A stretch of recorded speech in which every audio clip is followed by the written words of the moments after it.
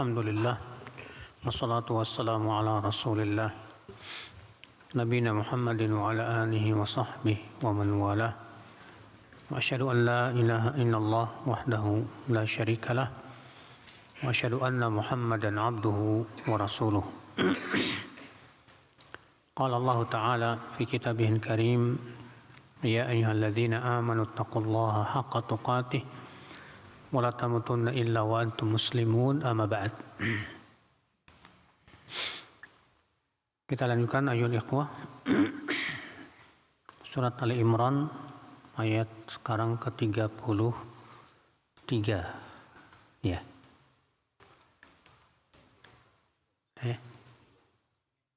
Sudah 33. Antum kemarin waktu Ramadan gak ikutan masalahnya.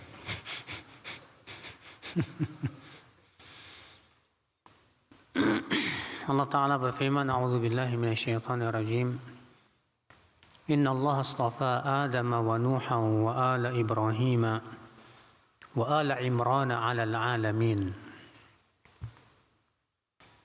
Sesungguhnya Allah memilih Adam dan Nuh dan keluarga Ibrahim dan keluarga Imran di atas seluruh manusia. Allah Subhanahu wa Ta'ala dalam ayat ini menyebutkan tentang keutamaan Nabi Adam, Nabi Nuh, Nabi Ibrahim bersama dengan keturunan-keturunannya, dan keluarga Imran. Siapa Imran di sini? Ada dua pendapat. Ada yang mengatakan Imran di sini yaitu ayahnya Nabi Musa. Ada yang mengatakan bahwa Imran yang dimaksud di sini adalah ayahnya Maryam, ibu daripada Nabi Isa alaihi salatu wassalam. Iya. Kata Syekh Utsaimin rahimahullah, setelah menyebutkan perselisihan tersebut, kata beliau, wa khussa alu Imran bidzalik li'anna al-maqama yaqtadhihi aidan. Dan dikhususkan Ali Imran dengan ini karena memang tempatnya menunjukkan kepada hal itu. Wa in hadhihi surah nazala awwaluha fi wafdi Najran wa hum minan Nasara. Karena surat ini awal surat ini turun tentang Banu Najran, di mana mereka adalah orang-orang Nasrani. Ya. Yang jelas, baik itu Imran maksudnya ayahnya Nabi Musa, ataupun Imran yang merupakan ayahnya Maryam, maka itu menunjukkan akan keistimewaan mereka. Ya. Allahu a'lam. Kita ambil faidah dari ayat ini, akhul Islam, kata Syekh Utsaimin rahimahullah, min fawaidil ayatain al-karimatain al-ula bayan anna Allah astafa haula'il makhluqat ala baqiyatil makhluqat. Penjelasan bahwa Allah memilih dan mengistimewakan makhluk-makhluk tersebut, di manusia-manusia tersebut, yaitu Nabi Adam. Nabi Adam keistimewaannya apa? Abul Bashar, ayah seluruh manusia. Di mana Nabi Adam diciptakan oleh Allah dari tanah. Dan Allah menciptakan Nabi Adam dengan tangannya sendiri. Iya. Ini keistimewaan yang dimiliki oleh Nabi Adam, akhi.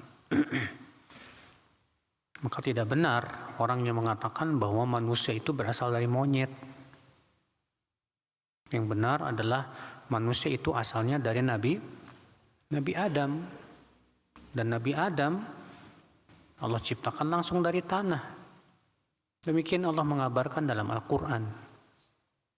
Maka orang yang mempercayai bahwa manusia berasal dari monyet, dia sudah mendustakan Al-Quran.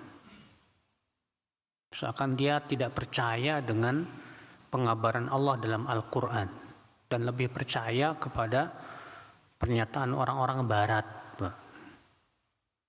Orang-orang Barat dia berusaha untuk mematah. Memang orang Barat tujuannya ingin menolak Al-Quran sebetulnya, Pak. Iya. Dan mengatakan bahwa manusia itu berasal dari monyet.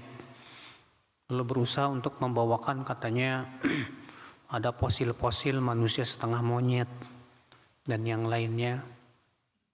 Kita katakan wallahu a'lam. Fosil itu apa hakikatnya? Apakah itu fosil yang dibuat-buat? Karena orang kafir tidak bisa dipercaya. Ataukah itu fosil makhluk lain yang hanya Allah yang maha tahu? Yang jelas kita lebih percaya Al-Quran dong. Kita lebih percaya apa yang Allah kabarkan, karena Allah yang lebih tahu dong tentang penciptaannya, tentang makhluknya. Adapun orang-orang Barat itu hanya sebatas perkiraan saja. Ini diperkirakan begini. Ya, kita katakan siapa yang lebih tahu, Allah atau mereka? Allah yang lebih tahu. Maka Anda kalau lebih percaya kepada orang Barat daripada kepada Al-Quran, keislaman Anda ini diragukan. Bahkan Anda bisa kafir, murtad dari agama Islam karena Anda sudah mendustakan Al-Quran. Ya. Kemudian Nabi Nuh, apa keistimewaannya? Nabi Nuh, ya, bapaknya seluruh manusia yang kedua. Karena di zaman Nabi Nuh semua manusia dihancurkan, Pak. Kecuali Nabi Nuh alaihissalam dan beberapa pengikutnya. Dan beliau adalah Rasul yang pertama kali Allah utus. Ya, awalur Rasul. Kemudian Nabi Ibrahim dan keluarganya, karena semua Nabi dan Rasul setelah Nabi Ibrahim adalah keturunan-keturunan beliau. Iya. Termasuk Nabi kita Nabi Muhammad sallallahu alaihi wasallam. Adapun Ali Imran sudah kita sebutkan tadi. Ada dua pendapat yang mengatakan bahwa Imran yang dimaksud di sini Imran ayah Nabi Musa. Kenapa demikian? Karena Nabi Musa nabinya Bani Israel yang paling utama. Atau Imran di sini ayahnya Maryam. Kenapa? Karena Maryam ibu daripada Nabi Isa alaihissalatu wassalam, yang merupakan nabinya Bani Israel yang terakhir. Iya. Faedah yang kedua, kata Syekh Muhammad bin Shalih Al-Utsaimin rahimahullah, "Anna Allah yakhtaru min khalqihi ma syaa." Bahwa Allah memilih dari makhluk-makhluknya sesuai dengan kehendak Allah dan sesuai dengan ilmu Allah. Allah berfirman, "Wa rabbuka yakhluqu ma yasha wa yakhtar." Dan Rabbmu menciptakan apa yang Allah kehendaki dan apa yang Allah pilih. Allah memilih para nabi, ya, sampai nabi kita Nabi Muhammad sallallahu alaihi wasallam, memilih para sahabat, orang-orang yang hendak menjadi para sahabat Rasulullah sallallahu alaihi wasallam. Maka Allah yang Maha tahu, Pak. Kenapa tidak dijadikan semua dipilih oleh Allah? Iya. Tapi hanya orang-orang tertentu saja yang hanya Allah Maha tahu. Kita katakan itu urusan Allah.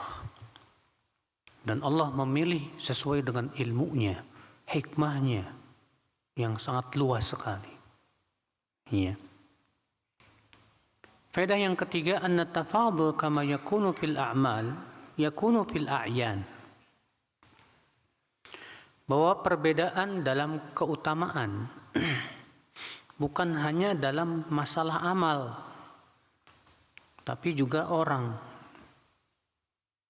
Iya. Di sini Allah mengutamakan Nabi Adam, Nabi Nuh, demikian Nabi Ibrahim dan keluarganya, Ali Imran. Dan Allah memilah Nabi kita Nabi Muhammad sallallahu alaihi wasallam menjadi manusia yang terbaik. Sebaik-baik nabi dan rasul siapa? Nabi kita, Nabi Muhammad sallallahu alaihi wasallam. Makanya para rasul bertingkat-tingkat tidak Pak keutamaannya Pak. Iya. Rasul yang paling utama ada 5 yang disebut dengan ulul azmi. Ulul azmi yang paling utama siapa? Nabi Muhammad sallallahu alaihi wasallam. Para sahabat pun juga bertingkat-tingkat keutamaannya Pak. Sahabat yang paling utama siapa? Abu Bakar, setelahnya Umar, setelahnya Uthman. Ini dengan ijma seluruh sahabat. Iya, setelahnya Ali bin Abi Thalib radhiyallahu anhu arba. Kemudian setelahnya 10 yang dijamin masuk surga. Kemudian setelahnya mereka yang ikut perang Badar. Kemudian juga setelahnya mereka yang ikut Bai'atur Ridwan. Semua ini dijamin masuk surga. Kemudian setelahnya lagi. Dan orang yang beriman kepada Rasulullah sebelum Fatu Makkah lebih utama daripada orang yang beriman kepada Rasulullah setelah Fatu Makkah. Umat Nabi Muhammad pun juga berbeda-beda keutamaannya. Para sahabat lebih utama daripada tabi'in. Tabi'in lebih utama daripada tabi'in. Dan 3 generasi ini yang paling utama. Manusia pun juga berbeda-beda dari sisi jenisnya. Bangsa Arab lebih utama daripada bangsa selain Arab. Dari sisi jenis manusianya, Pak. Iya. Walaupun tentunya keutamaan yang paling hakiki adalah takwa. Allah berfirman, "Inna akramakum indallahi atqakum." Sesungguhnya orang yang paling mulia di antara kalian di sisi Allah adalah orang yang paling bertakwa. Iya. Ikhwata Islam, saudaraku seiman. Faedah yang keempat, ma dzakarahu ba'du ahli al-'ilm min anna as-salihin min al-bashar afdal min al-malaikah. Ayat ini dalil apa yang disebutkan oleh sebagian ahli ilmu bahwa orang-orang soleh manusia itu lebih utama daripada malaikat. Manusia yang soleh lebih utama daripada apa? Malaikat. Kenapa demikian? Karena Allah mengatakan dalam ayat itu begini, Innallaha astafa Adama wa Nuhan wa ala Ibrahim wa ala Imran 'alal 'alamin. Apa maknanya al-'alamin di sini, Pak? Al-'alamin di sini masuk padanya malaikat, kata beliau. Berarti para nabi, orang-orang saleh, mereka lebih utama daripada malaikat. Kenapa manusia yang saleh lebih utama dari malaikat, Pak? Iya, bukankah manusia sesoleh apapun pasti berbuat salah? Sedangkan malaikat tidak ada satupun yang berbuat dosa. Kita katakan malaikat memang tidak diciptakan padanya hawa nafsu dan syahwat. Malaikat memang Allah ciptakan khusus untuk ibadah saja. Sedangkan manusia Allah ciptakan padanya hawa nafsu dan syahwat. Ketika dia berhasil mengalahkan hawa nafsunya, mengalahkan syahwatnya untuk menaati Rabbnya, dan dia sabar menghadapi hawa nafsu dan syahwatnya, maka ini jelas lebih utama daripada apa? Malaikat yang tidak punya hawa nafsu dan syahwat. Makanya Masya Allah ya, Rasulullah SAW mengistimewakan para pemuda yang tumbuh dalam ibadah kepada Allah. Kenapa hanya pemuda? Kenapa tidak orang tua? Karena orang tua keinginan maksiat atau syahwatnya sudah lemah. Kalau pemuda syahwatnya kuat, tapi ketika ia berhasil mengalahkan syahwatnya, iya, dan ia pun tumbuh di atas ibadah kepada Allah, berarti ini pemuda yang luar biasa. Iya. Ikhwatul Islam, saudaraku seiman.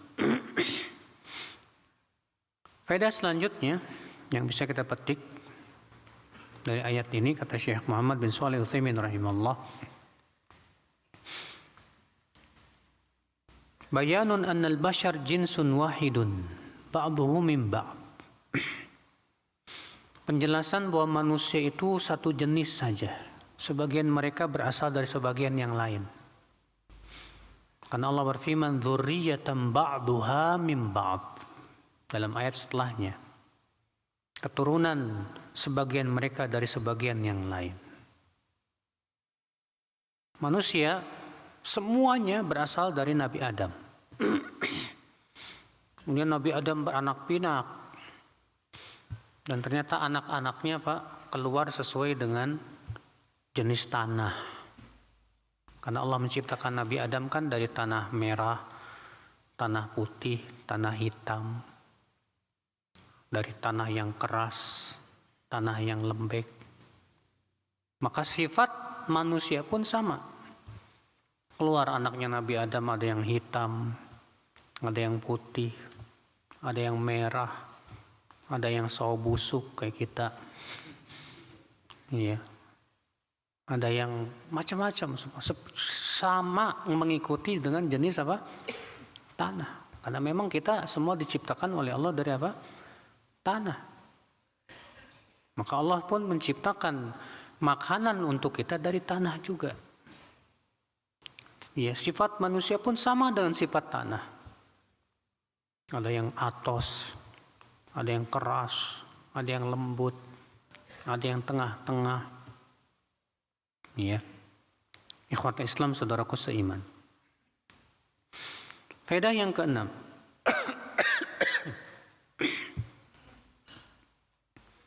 Ar-raddu ala man za'ama anna al-bashar mutatawwirun min jinsin li akhar.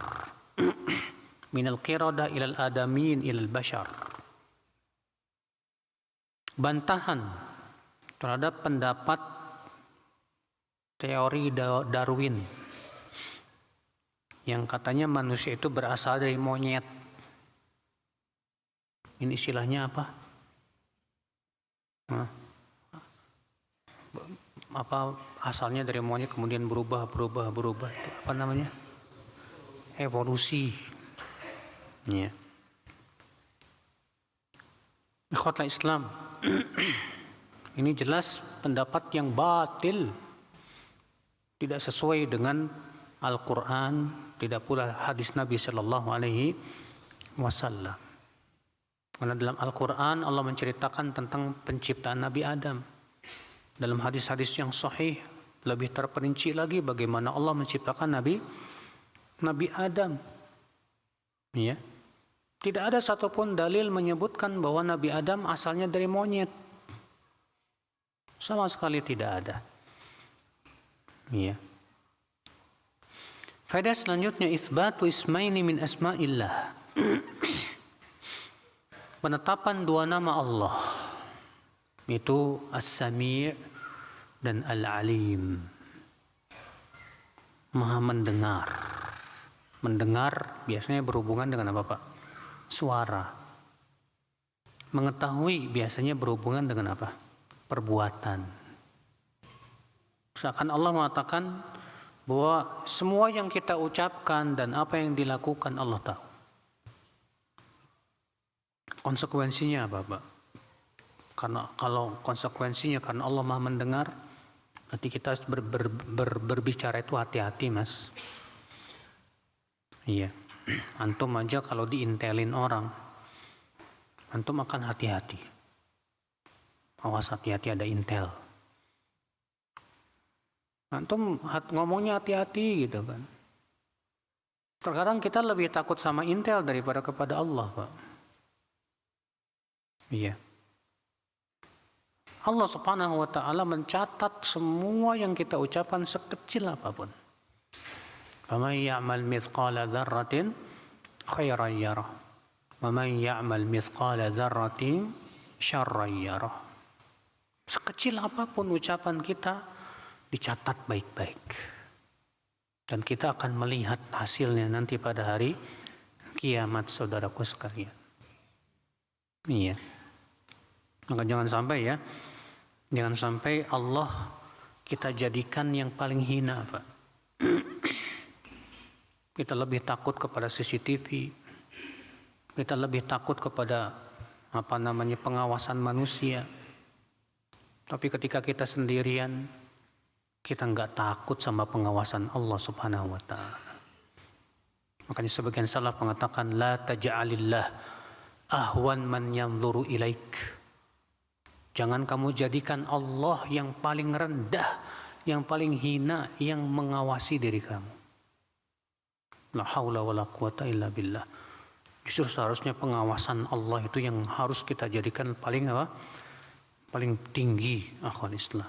Yang paling harus kita khawatirkan, kan kita takutkan. Ya.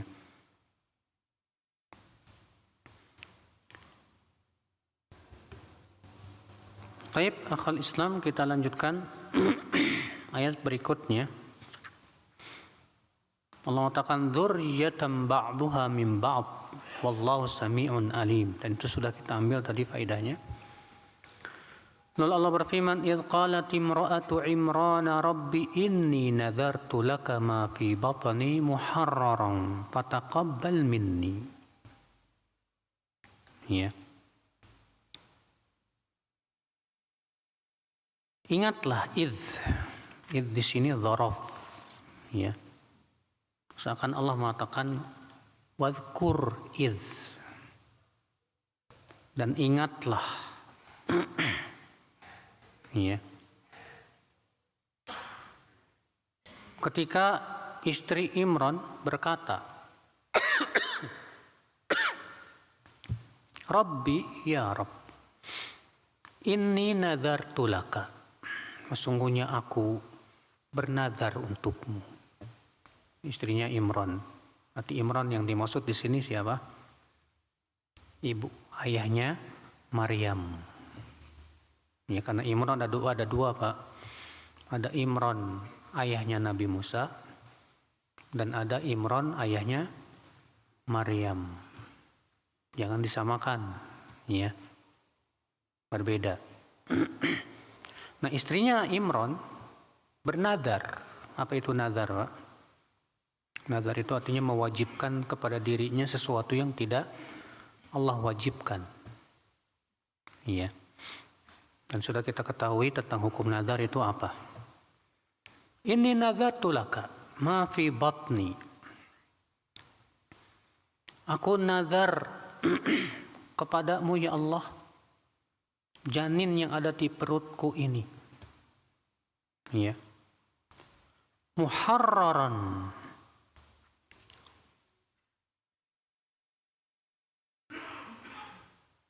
Saya lupa makna muharraran ini di situ apa? Hah? Ada Quran terjemah nggak?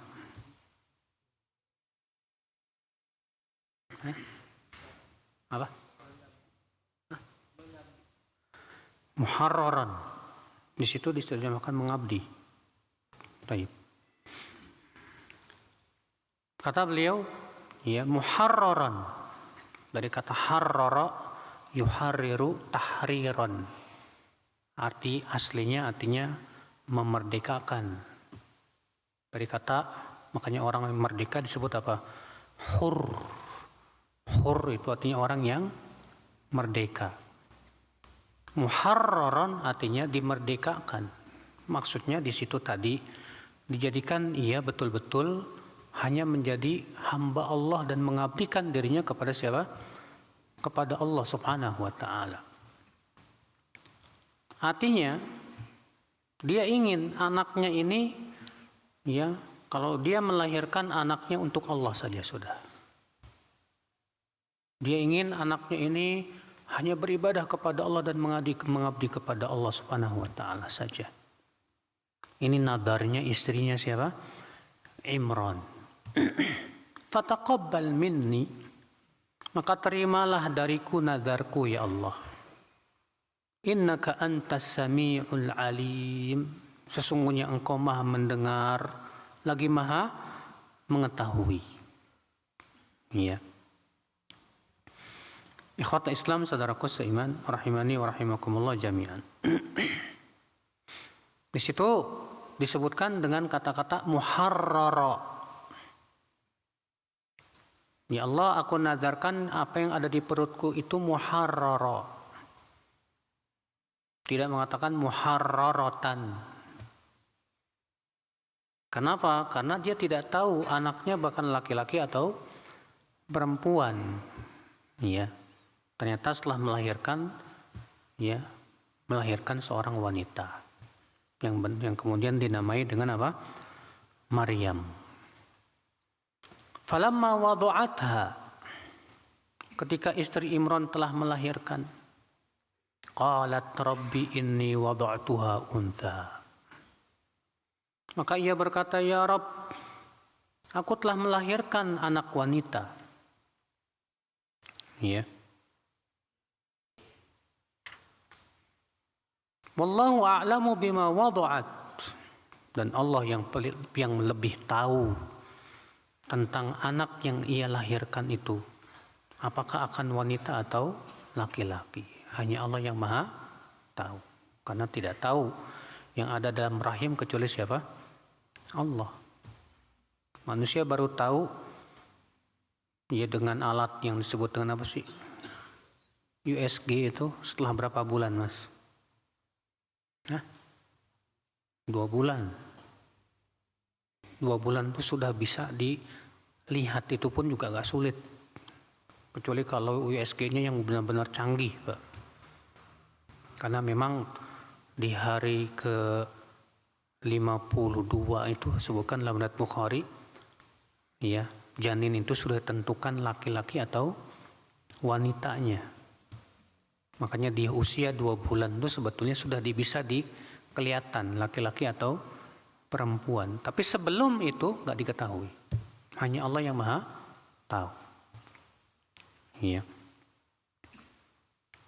Kemudian Allah mengatakan apa? Walaysa dzakaru kal untha. Dan laki-laki tidak sama dengan wanita. Iya. Allah tegas mengatakan dalam ayat ini, Pak, bahwa laki-laki tidak sama dengan apa? Wanita. Karena ada hal-hal yang Allah khususkan untuk laki-laki dan ada hal yang Allah khususkan untuk wanita. Ya, di antara yang Allah khususkan untuk laki-laki, bahwa laki-laki dialah yang menjadi tulang punggung keluarga. Adapun wanita, Allah perintahkan mereka berada di rumah-rumah mereka. Allah berfirman, waqurna fi buyutikunna, tinggallah kalian di rumah-rumah kalian. Karena memang wanita tercipta dari tulang rusuk. Ya. Ikhwatul Islam, saudaraku seiman. Walaysa dzakaru kal untha. Wa inni sammaituha Maryam. Dan sesungguhnya aku menamainya Maryam. Wa inni u'idzuha bika wa dzurriyyataha minasyaitonir rajim. Dan sesungguhnya aku memperlindungkan ia kepadamu ya Allah dan keturunan-keturunannya dari setan yang terkutuk. Fataqabbalaha rabbuha biqabulin hasan. Maka Allah pun menerimanya, ya, dengan penerimaan yang baik. Wa ambataha nabatan hasana. Dan Allah tumbuhkan Maryam dengan tumbuh yang bagus. Wa kafalaha Zakaria. Dan ia pun dikafil, ditanggung, ya, oleh Zakaria, diurus oleh Zakaria, Nabi ya Zakaria. Kullama dakhala 'alaiha Zakaria al-mihrab wajada 'indaha rizqa. Setiap kali Zakaria masuk kepada Maryam di dalam mihrabnya, tempat ibadahnya itu, Zakaria mendapatkan di sisinya rezeki berupa buah-buahan. Disebutkan dalam kitab tafsir, ya, buah-buahan musim dingin ada di musim panas. Musim panas ada di musim dingin. Qala ya Maryam anna laki hadha. Lalu Zakaria bertanya, hai Maryam, dari mana rezeki ini? Padahal Maryam nggak kemana-mana, cuma berada di mana? Ya di mihrabnya, yang memang Maryam hanya beribadah kepada Allah. Qalat wa min indillah. Apa kata Maryam? Itu semua dari sisi Allah Subhanahu wa taala. Innallaha yarzuqu man yasha'u bighairi hisab. Sesungguhnya Allah memberikan rezeki siapa yang Allah kehendaki dengan tanpa hisab, dengan tanpa apa? Hitungan. Ikhwata Islam, saudaraku seiman, kita ambil faedah dari ayat ini. Kata Syekh Utsaimin rahimahullah, dia mengambil faedah. Faedah yang pertama, ta'zimu hadhil qissah. Ini kisah yang agung. Kenapa? Lianna Allah amara rasulahu an yubayyinaha linnas. Karena Allah menyuruh rasulnya untuk menjelaskan kisah ini kepada manusia. Karena Allah mengatakan, wadhkur, ya, ingatlah ketika ya istrinya Imran berkata, sesungguhnya aku bernazar. Sampai-sampai Rasulullah disuruh ingatlah ya Muhammad, ya, tentang kisah ini. Berarti ini kisah bukan kisah sembarang kisah, Pak. Akan tetapi ini kisah yang agung dan besar. Makanya akhi, kisah yang paling bagus itu kisah para nabi dan rasul, kisah orang-orang salihin. Ya, itu yang paling berhak untuk kita kisahkan kepada anak-anak kita, kepada manusia. Adapun bikin cerpen, ya, cerber, cerita pendek, cerita bersambung dan yang lainnya, fiksi semuanya, Pak. Allah nggak ada manfaatnya, Pak. Lebih baik kita ceritakan tentang kisah Nabi Nuh, kisah ya para nabi, untuk kita ambil, kita petik faidah-faidahnya. Ceritakan bagaimana kehidupan para sahabat, ya, orang-orang salihin, masya Allah. Itu lebih bermanfaat untuk hidup kita, akhi. Faedah yang kedua,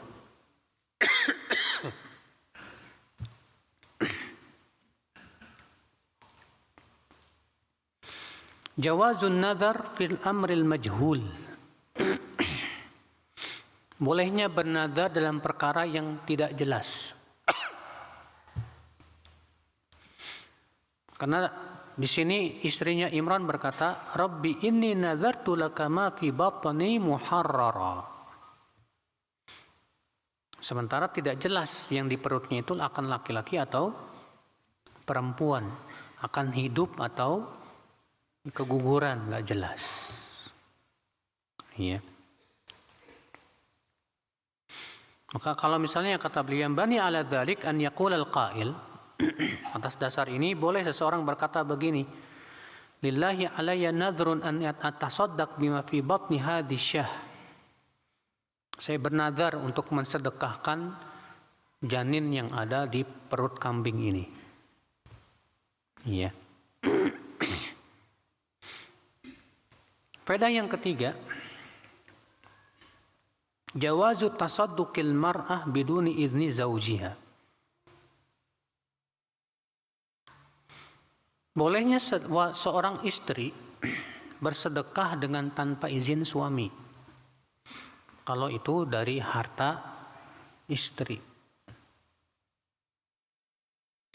Sisi pendalilannya apa? Kata beliau, annaha nadharat tahrir hadzal walad biduni idzni zauj. Karena istrinya Imran bernadar ya agar anaknya ini muharrar dengan tanpa izin suaminya. Ya.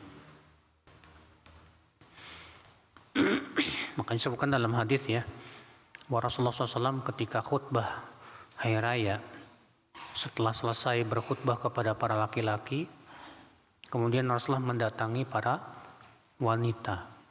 Kemudian Rasulullah bersabda kepada para wanita, wahai wanita, bersedekahlah kalian, karena aku diperlihatkan oleh Allah api neraka dan ternyata kebanyakan penduduknya adalah wanita. Apa yang terjadi kata Bilal, maka para wanita pun mengambil anting-anting mereka, kalung-kalung mereka, gelang-gelang mereka, kemudian dilemparkan ke Bilal. Tidak di situ tidak disebutkan mereka disuruh minta izin dulu. Kamu udah izin belum sama suami kamu sono? Sehingga kata Al-Hafidz Ibnu Hajar ini menunjukkan wanita boleh bersedekah dengan hartanya dengan tanpa izin siapa? Suami. Apalagi kalau suaminya koret bin medit alias bakhil, Pak. Iya. Maka nggak perlu seorang wanita izin sama suaminya. Tapi kalau itu harta suami, ya harus izin siapa? Suami. Iya.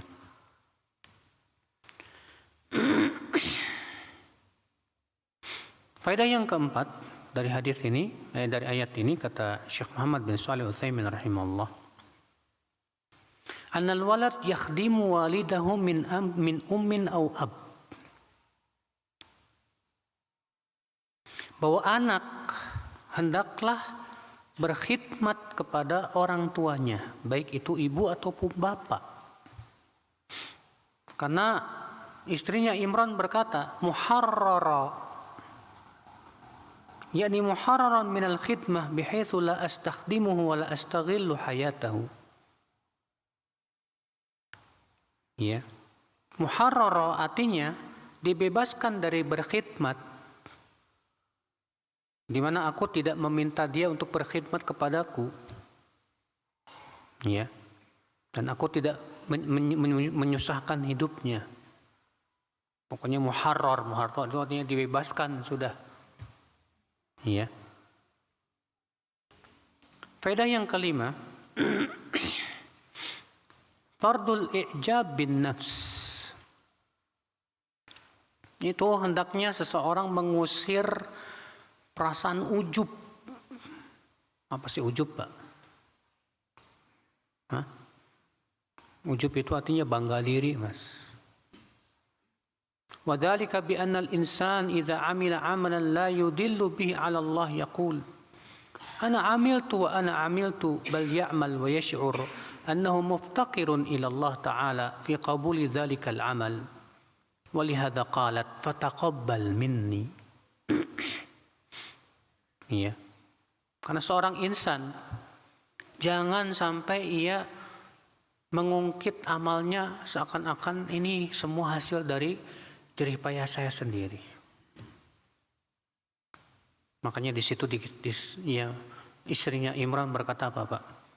Fataqabbal minni, terimalah nazarku dariku ini ya Allah. Ya. Memberikan isyarat bahwa kita berharap supaya amal kita diterima oleh Allah Subhanahu wa taala. Makanya kita tidak bisa memastikan, Pak, apakah amal kita ini sudah diterima atau tidak. Bedakan ya, Pak, ya, antara suudzon kepada Allah dengan merasa khawatir amal kita belum diterima. Beda. Suudzon ketika kita mengatakan, wah, Allah nggak bakalan terima amal saya. Itu namanya suudzon sama Allah, Pak.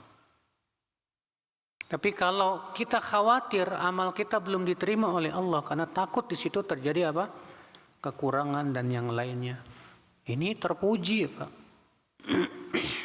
Ya. Makanya ketika Allah turunkan firman-Nya dalam surat apa itu saya lupa. Ya. Walladzina yu'tuna ma atau wa qulubuhum wajilah.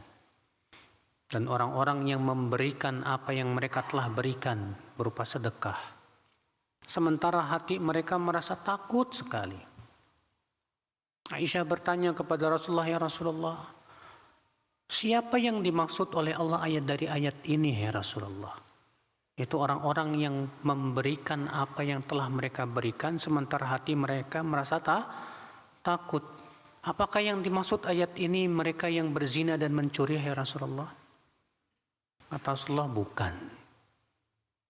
Lakinnahumul ladzina yusallun wa yasumun wa yatasaddaqun wa yakhafuna alla yuqbala minhum. Akan tetapi yang dimaksud ayat ini, hai Aisyah, mereka yang suka sholat, yang suka puasa, yang suka sedekah, tapi mereka khawatir amalnya belum diterima. Berarti khawatir amal kita belum diterima itu Pak, terpuji. Itu menunjukkan akan ketawaduan. Karena kekhawatiran ini yang akan bisa menyebabkan kita terus bersungguh-sungguh dan berhati-hati jangan sampai amal kita dibatalkan oleh Allah Subhanahu wa taala. Sedangkan ujub itu bisa membatalkan apa? Amal. Iya. Karena tidak ada yang bertanya, kita tutup. Subhanakallah bihamdik, asyhadu an la ilaha illa anta, astaghfiruka wa atubu ilaik. Assalamualaikum warahmatullahi wabarakatuh.